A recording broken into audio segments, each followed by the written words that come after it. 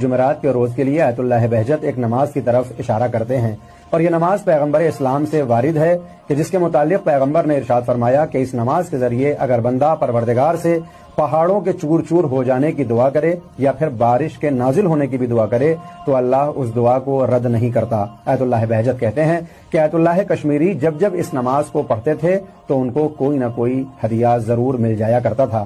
اس نماز کو کتاب جمال الاسبوع سید بن طاؤس میں بھی نقل کیا گیا ہے۔ نماز کا طریقہ یہ ہے کہ یہ 4 رکعت نماز ہے جس کو 2 رکعت کر کے پڑھا جائے گا۔ پہلی رکعت میں سورہ حمد کے بعد 11 مرتبہ سورہ توحید، دوسری رکعت میں حمد کے بعد 21 اور تیسری میں حمد کے بعد 31 اور چوتھی رکعت میں سورہ حمد کے بعد 41 مرتبہ سورہ توحید کی تلاوت کی جائے گی۔ نماز یعنی سلام کے تمام ہونے کے بعد 51 مرتبہ سورہ توحید کی تلاوت اور 51 مرتبہ اللہم صلی علی محمد و آل محمد کہا جائے گا۔ پھر سجدے میں سر رکھ کر 100 مرتبہ یا اللہ کہنا ہے اور پھر اپنی دعاؤں کو طلب کرنا ہے کہ پروردگار اس نماز کے ذریعے ہماری تمام دعاؤں کو قبول کر لے گا۔